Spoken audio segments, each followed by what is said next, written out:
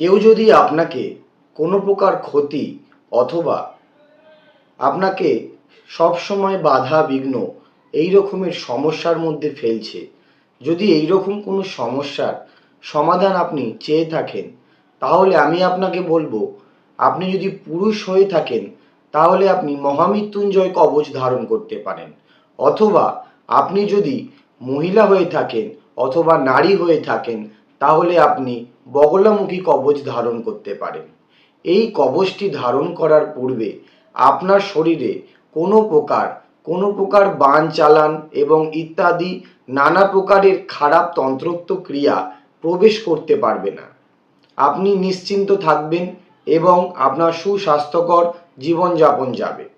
আপনার যদি প্রয়োজন হয় আপনি অবশ্যই আমার সাথে যোগাযোগ করতে পারেন। আমি অবশ্যই আপনাকে এই সমস্যার সমাধানের কথা বলে দেবো।